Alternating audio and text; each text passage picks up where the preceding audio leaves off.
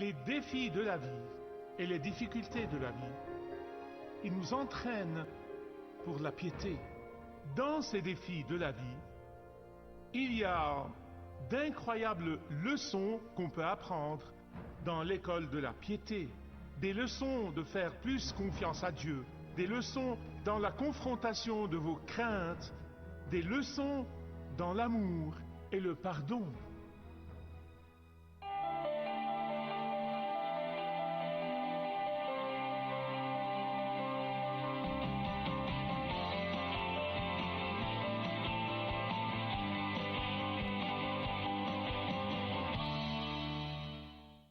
Un gars a dit que le mariage était un accord de passer le reste de votre vie dans une chambre qui est trop chaude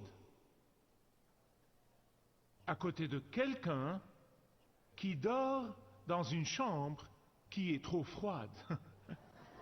Je pense que ça l'exprime bien. Si l'un l'aime froide, l'autre l'aime chaude. Si l'un est dépensier, l'autre est prudent avec l'argent. Si l'un est verbal, l'autre ne l'est pas. Si l'un est extroverti, l'autre est introverti. Et la liste continue et continue, je ne veux pas en parler aujourd'hui. Je sais qu'on dit que les contraires s'attirent, et ils le font, mais avez-vous remarqué comment, quand vous sortez ensemble, toutes ces mignonnes, ces charmantes petites habitudes que vous voyez dans votre futur partenaire, une fois que vous vous mariez, elles deviennent des défauts de caractère. Mais voici la chose remarquable. Vous pouvez passer votre vie à connaître mieux votre conjoint, une vie entière, et même après 30 ou 40 ou 50 ans de mariage, vous direz: après toutes ces années, tu me surprends vraiment. Eh bien, quand on parle de surprise, je pensais à ce mari radin qui a demandé à son épouse, il a dit: qu'est-ce que tu veux pour ton anniversaire? Elle a dit: surprends-moi. Alors il s'est levé le matin alors qu'elle était encore endormie dans le lit et il a hurlé: surprise! C'est un vrai radin.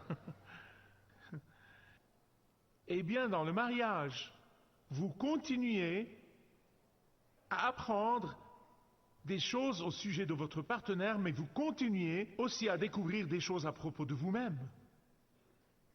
Je dis souvent que c'est l'un des plus meilleurs terrains d'entraînement pour la piété. Le mariage est souvent l'un des meilleurs terrains d'entraînement pour la sanctification. Ma sanctification a débuté il y a longtemps. J'étais un pasteur en herbe. Vous êtes affecté à une église et une partie de votre programme de formation est que vous devez prêcher 2 fois par mois, parfois 1 fois par mois. Cela fait juste partie du programme de formation qui était merveilleux. Je m'en souviens clairement, j'avais 24 ans. J'avais fini la moitié du séminaire, j'ai été ordonné à 26 ans. Et j'ai prêché un sermon. Pour moi, j'avais prêché comme jamais. Pour un type de 24 ans, et juste après avoir prêché, je suis monté dans la voiture et j'ai demandé à Elisabeth: qu'as-tu pensé du sermon? J'ai appris maintenant de ne jamais le demander. Voici sa réponse. Eh bien, il n'était pas aussi mauvais que celui de la semaine dernière. Si cela ne commence pas le processus de la sanctification, je ne sais pas ce qui le ferait. 43 ans plus tard, j'ai appris à ne plus demander. Qu'est-ce que j'essaye de vous dire? J'essaye de dire que les défis de la vie et les difficultés de la vie, elles nous forment dans la piété. Et je sais que vous avez vécu une partie de ce que je vais vous dire. Nous voyons des défis et nous voyons des surprises que la vie jette vers nous que nous ne prévoyons pas. Vous dites: je n'ai pas vraiment prévu que j'allais perdre mon emploi. Je n'avais pas prévu que cette voiture arriverait de ce côté. Je n'avais pas prévu que le médecin me regarde dans les yeux et dise: je suis désolé, mais vous avez le cancer. Vous ne prévoyez pas qu'un partenaire d'affaires vous trompe et vous vole sous votre nez. Vous n'anticipez pas ces choses. Nous sommes rarement préparés pour elles. Ces problèmes que la vie nous jette. Bien-aimés, écoutez-moi, voici un fait biblique. Dans tous ces problèmes, dans tous ces défis, il y a des leçons incroyables à tirer dans l'école de la piété, dans la croissance dans la piété. Des leçons de faire plus confiance à Dieu, des leçons dans l'obéissance, des leçons dans la confrontation de vos craintes, des leçons dans l'amour et le pardon, des leçons dans la piété. Si vous n'apprenez pas les leçons que Dieu a pour vous, pour que vous progressiez dans la piété, pour que vous avanciez dans la justice et dans la sanctification, dans la ressemblance au Christ, vous allez continuer à répéter la première année spirituellement parlant, encore et encore et encore. Et Dieu n'abandonne pas pour nous. Il va continuer d'attendre jusqu'à ce que vous appreniez la leçon pour que vous puissiez passer au niveau suivant. Amen. Et l'inverse est vrai. Lorsque nous apprenons la leçon de nos échecs et de nos défis et de nos difficultés, nous passons à l'autre niveau. Aujourd'hui, nous arrivons au dernier message de l'épître de Paul à Tite. Dans les messages passés, nous avons vu l'importance de la parole de Dieu dans la piété. En fait, sans se nourrir de la parole de Dieu, il ne peut y avoir aucune piété. Puis nous avons vu la preuve de la piété qui se manifeste dans les relations. Et puis nous avons vu le programme antivirus que Dieu nous donne pour nous protéger de ce monde sans Dieu. Et puis nous avons vu le programme de formation dans la piété à travers la grâce de Dieu. Et nous avons vu comment la grâce est passée, la grâce est présente et la grâce est future. Et Dieu utilise sa grâce pour nous entraîner dans la piété. Et aujourd'hui, nous allons voir comment grandir dans la piété. Et donc, si vous ne l'avez pas déjà fait, s'il vous plaît, ouvrez à Tite 3, en commençant au verset 8. Maintenant, voici un fait. Le Seigneur Jésus ne nous rachète pas pour que nous puissions marquer le temps dans la vie. Cela n'est pas le but de notre salut. Comme je l'ai dit à plusieurs reprises au cours de cette série, il nous poursuit et il nous amène à lui. À partir de ce moment, nous devons poursuivre la piété. Il n'y a rien qui soit comme se tenir debout dans la foi chrétienne. Il n'y a vraiment rien. Si vous imaginez que la foi chrétienne est comme ça, vous ne pouvez pas rester immobile. Vous glisserez soit en arrière ou vous irez vers l'avant. Il n'y a pas du tout d'immobilité. C'est un progrès continu. C'est un mouvement continu vers l'avant. La Bible nous enseigne que nous, quand nous sommes en Christ, poursuivons la piété, nous passons d'un point de gloire à l'autre. Maintenant, il y a des gens qui aiment à regarder en arrière. Ils vivent toujours dans le passé. Ils veulent rester là. Certaines personnes qui marquent le temps restent juste immobiles. Mais il y a d'autres qui font la volonté de Dieu dans leur vie et qui vont vers l'avant et progressent dans la piété. Voici un fait biblique. Ça apporte de la joie au cœur du Seigneur quand il voit ses enfants qu'il a sauvés avec son sang précieux aller vers l'avant dans la piété jour après jour. Regardez le verset 8. Paul écrit « Cette parole est sûre et certaine ». Quelle est cette parole certaine que Paul non seulement dit à Tite de croire, mais aussi de promouvoir dans l'Église parmi les croyants? C'est tous ces enseignements bibliques que nous avons vus, c'est toutes ces vérités bibliques que l'on trouve dans la parole infaillible et parfaite de Dieu. Tout dans la parole de Dieu est excellent, tout dans la parole de Dieu est profitable. Je sais qu'il y a des gens aujourd'hui qui tentent de détruire notre confiance en la parole de Dieu. Il y a ceux qui enseignent que la Bible n'est pas une vérité objective, que c'est une vertu que de douter de la Bible. En fait, je peux vous dire que Satan n'est jamais plus heureux que quand un prédicateur sape l'autorité de la parole de Dieu. Il n'est jamais plus heureux. Mais Paul dit que la parole de Dieu est digne de confiance. Vous pouvez lui faire confiance de tout votre cœur. Vous pouvez lui faire confiance avec toute votre vie. Vous rappelez-vous du premier message? Je vous ai donné une formule. Foi plus nourriture égale fruit. Qu'est-ce que la nourriture? C'est la parole de Dieu. Si vous ne vous nourrissez pas de la parole de Dieu d'une façon régulière, il ne peut pas y avoir de fruits. Je veux dire de vrais fruits dans votre vie et dans ma vie. Écoutez-moi bien s'il vous plaît, car c'est d'une importance vitale pour ceux qui ont confiance en la parole de Dieu de porter des fruits. Ceci est la chose que Jésus a soulignée encore et encore et encore et encore. Seulement si vous demeurez en moi, si vous demeurez dans ma parole, vous porterez des fruits. Il a souligné cela tant de fois dans l'Écriture. Mais ces fruits que nous sommes censés porter ou produire ne sont pas fabriqués. Ils ne sont pas quelque chose que nous pouvons invoquer. Ce fruit est le produit naturel de la croissance dans la piété. Et quand cela arrive, l'œuvre de Dieu et le service de Dieu devient une joie, pas une corvée. Tournez avec moi, s'il vous plaît, dans la parole de Dieu, au verset 9 du chapitre 3. En fait, dans ce verset, l'apôtre Paul introduit 4 blocs de barrage à la croissance dans la piété. 4. Que sont-ils? Des controverses insensées, des débats inutiles, des arguments sans fin et des conflits qui ne sont pas édifiants. Des controverses insensées. Comme moi, vous savez qu'il y a des gens qui adorent discuter et débattre de tout.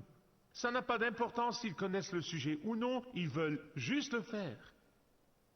Et ils vont débattre à propos de certaines choses qui ne sont absolument pas nécessaires pour le salut. Quand il en vient aux choses qui sont nécessaires pour le salut, je ne me tiendrai pas juste debout pour elles, mais je suis prêt à mourir pour elles. Parce que c'est l'évangile, c'est la vérité. Quand c'est nécessaire pour le salut, c'est notre vie, littéralement, qui est sur la ligne. Mais il y a des choses qui ne sont absolument pas nécessaires pour le salut, mais les gens donnent littéralement du temps et de l'énergie et de l'effort et même de l'argent pour en débattre. Quel style de musique ils préfèrent, ou si les dons spirituels fonctionnent aujourd'hui ou non, si ça se rapporte à l'âge millénaire, ou si ça a à voir avec le baptême, si vous les plongez ou les aspergez, ça n'a pas d'importance. L'eau est le signe de la purification, c'est là l'idée. Si vous payez la dîme avant les taxes ou après les taxes, si vous payez la dîme à l'église ou vous payez la dîme ailleurs, tous ces arguments continuent encore et encore et encore. Quelqu'un m'a demandé si je payais la dîme avant les taxes ou après les taxes. J'ai dit, c'est très simple. Voulez-vous que Dieu vous bénisse avant ou après l'impôt? Bonjour. C'est à vous de choisir. Tous ces débats de côté ne peuvent que contribuer à détacher nos yeux de la poursuite de la piété, qui est la volonté de Dieu pour nous, que Dieu désire que nous fassions. Le barrage numéro 2 est les débats inutiles. Dans le cas des Crétois, le statut social était lié à leur lien de parenté. Il est lié à leur pédigree. Et c'est de même pour les chrétiens juifs. Même s'ils étaient devenus chrétiens, même s'ils suivaient Jésus, il y avait encore, ils apportaient leurs combats et leurs arguments à l'église de la synagogue. À quelle tribu appartenez-vous? Quelle tribu est meilleure que les autres? Qui a fait quoi? Qu'est-ce que tu as fait? Tous ces trucs. Et nous savons qu'à l'église de Corinthe, ils faisaient la même chose. Je suis de Paul, je suis de Pierre, je suis d'Apollos, et certaines personnes pieuses disent, eh bien j'appartiens à Jésus. Nous appartenons tous à Jésus, personne d'autre. Aucun des leaders de l'église n'a vraiment d'importance à la fin. Jésus est le seul qui importe. Amen. 2000 ans d'histoire chrétienne et rien n'a changé. Vraiment. Nous voici, nous recevons la grâce librement, sans la mériter. Elle est répandue généreusement sur nous, de sa main. Elle nous est donnée comme un cadeau. Et pourtant, nous trouvons toujours quelque chose pour nous vanter. Nous essayons de trouver quelque chose dont nous pouvons être fiers. Écoutez, Dieu n'est pas impressionné par tout ce dont vous pouvez être fiers simplement parce qu'il vous a donné tout ce que vous avez. Vous ne pouvez pas vous vanter de votre héritage ethnique. Vous ne pouvez pas vous enorgueillir de votre statut social. Vous ne pouvez pas vous vanter de vos diplômes, ou vous vanter de vos connexions, ou vous vanter de votre race, ou vous vanter de vos connaissances. Dieu vous a donné tout ce que vous êtes. Si vous voulez savoir comment vous occuper de l'orgueil, et vous pouvez remplir le vide par quelle que soit la chose dont vous êtes fier, lisez Philippiens chapitre 3. Je veux dire, Paul, pour moi au moins après ma lecture de l'Écriture comme je le fais, il en avait juste assez de ces gens qui se vantaient à ce sujet et se vantaient à ce sujet. Il ressemblait à un homme qui en avait assez de ces personnes. Et donc il va là-bas et il dit, vous parlez de fierté, laissez-moi vous dire quelque chose. Je suis un Hébreu né d'Hébreux. Je suis de la tribu de Benjamin. C'est la meilleure, je veux dire, en ce qui concerne la loi, je suis un pharisien. Vous ne pouvez pas être mieux, c'est la crème de la crème. Il les gardait toutes. Je suis circoncis le 8e jour. Vous ne pouvez pas faire mieux. Et beaucoup de gens, à l'époque de Paul, diraient « Waouh, quel pédigree ! Il peut se vanter. » Mais après que Paul énumère tout cela, il hausse les épaules et dit « Je considère tout cela comme une perte à cause de l'excellence de la connaissance de Jésus-Christ, mon Seigneur. » Barrage numéro 3. Argument sans fin. Et Paul traite des conflits de personnalité dans cette Église. Et bien aimés, je sais et vous savez que parfois les types de personnalités ne vont pas ensemble. Je veux dire, soyons simplement réalistes à ce sujet, d'accord? Ils sont comme l'eau et l'huile, ils ne se mélangent pas. Il existe deux types de personnalités qui sont si opposés qu'ils ne sont jamais d'accord sur rien. Rien. D'autre part, il y a des personnalités qui se ressemblent tellement qu'elles ne peuvent pas se supporter l'une l'autre. Mais écoutez, la plupart des arguments, s'ils ne sont pas l'Évangile, ils ne sont pas nécessaires pour le salut, ils sont issus de l'orgueil et de la suffisance. Mon opinion est plus importante que la tienne. Je sais mieux que toi. Donc il y a une question. Que faites-vous quand quelqu'un débat orgueilleusement sur tout? Je veux dire, peu importe, ils vont en débattre avec vous. Je peux vous dire que si vous y entrez, vous pouvez être sûr que rien de bon ne va en sortir. Me suivez-vous? Vous souvenez-vous d'Abraham et de Lot? Je veux dire Lot et son neveu. Dieu bénissait Abraham, mais Lot, il a voulu prendre crédit pour cela. Abraham a dit, mon garçon, ne nous battons pas, ne nous perdons pas l'un l'autre. À cause de cela, regarde là-bas, prends ce que tu veux, je prendrai le reste. Vous savez ce qui est arrivé, n'est-ce pas? Je veux dire, Lot a été presque sauvé de justesse de là. Dieu a béni Abraham abondamment. Vous voyez, Dieu peut littéralement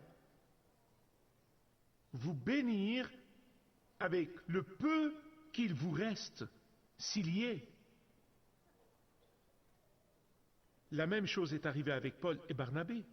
Je veux dire, Paul devait à Barnabé une dette de gratitude. C'est vraiment le cas, et il le dit clairement. Barnabé l'a pris par la main, l'a présenté à l'église à Jérusalem, et ils étaient des amis précieux, et ils allaient dans des voyages missionnaires ensemble. Mais ensuite, ils arrivent à un point où ils ont un désaccord sur la personnalité de Jean-Marc, qui était le neveu de Barnabé. Barnabé voulait exercer la grâce, Paul a dit non, j'en ai eu assez, c'est un dégonflé, je ne vais pas le reprendre. Ils sont entrés dans un débat houleux. Deux frères qui s'aiment l'un l'autre, qui se doivent beaucoup mutuellement. Ils ont dit ne nous disputons pas à ce sujet, séparons-nous comme amis, ne nous perdons pas l'un l'autre à cause de quelque chose qui n'est pas nécessaire pour le salut. Et alors ici, Paul dit d'éviter les arguments parce qu'ils constituent des obstacles à la piété. Barrage numéro 4. Les conflits non édifiants.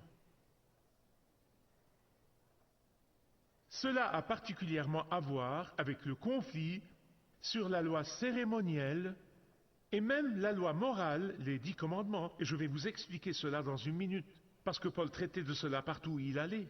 Partout où il allait, ces judaïques misérables venaient après lui dans chaque ville. Et les enseignants arrogants, ces faux enseignants, disaient aux Crétois, la grâce est insuffisante, vous devez faire ceci et vous devez faire cela. Et alors, Paul, ici dans Tite et dans Galates et ailleurs, il dit que Christ a accompli la loi cérémonielle, elle n'est donc plus applicable. Qu'en est-il de la loi morale? Qu'en est-il des 10 commandements? Ils nous ont été donnés pour nous condamner. Les 10 commandements nous ont été donnés pour nous montrer combien nous sommes pécheurs. Ils nous ont été donnés pour nous montrer qu'il était impossible de les garder parfaitement. Ils nous ont été donnés pour nous montrer que nous sommes vraiment privés de la justice de Dieu. Les 10 commandements n'ont jamais eu le salut pour but. S'ils étaient censés nous sauver, pourquoi Jésus est-il venu alors? Ils ont été conçus pour nous conduire à Christ. Voilà ce que la loi fait. La loi ne connaît pas la grâce. La loi condamne. Et alors je regarde cela et je dis, oh, je ne peux pas garder ça. Dieu dit, c'est bien. Regarde mon fils, il les a gardés parfaitement. Va à lui pour le salut. Il est le seul qui peut te sauver. Jésus est le seul qui puisse vous sauver. Pas être bon, pas essayer d'être bon. Si vous n'avez jamais donné votre vie à Jésus-Christ, la plus grande joie vous attend quand vous le ferez. Supposons que vous conduisez à 140 km par heure dans une zone de 40 km par heure et vous voyez des clignoteurs bleus là derrière vous et vous dites Monsieur l'agent, je suis désolé, je sais que j'allais vite, mais vous savez, je suis un citoyen respectueux de la loi depuis plus de 30 ans. Je le suis vraiment. Donnez-moi un peu de mou. Je mérite une certaine considération parce que je garde les autres lois. Non, si vous essayez ça, laissez-moi vous dire, je vous souhaite bonne chance. C'est tout ce que je peux dire. Pourquoi? La loi n'est pas donnée pour qu'il y ait de la grâce. Il n'y a aucune grâce dans la loi. Toutes ces années d'obéissance aux lois du pays ne vous sauveront pas. Pourquoi? Parce que, naturellement, la loi condamne et convainc. La loi est conçue pour nous amener à la fin de nous-mêmes et pour nous conduire à Christ qui est le seul qui puisse nous sauver. Mais après, au verset 10, en plus de ces 4 obstacles qui vous gardent de la piété, il dit d'éviter les personnes hargneuses. Vous savez que j'ai servi dans 3 continents, comme beaucoup d'entre vous le savent, et à travers ces années, dans les différents ministères et les différents pays, j'ai rencontré quelques gens hargneux. Et c'est très intéressant de noter que Paul a dit la personne hargneuse, parce que heureusement, il en existe très peu. Des personnes qui attisent la dissidence, et ils vont vraiment attiser la dissidence. Maintenant, la partie triste à propos de ces gens hargneux est qu'ils laissent derrière eux une traînée de douleurs et de conflits, ils le font vraiment.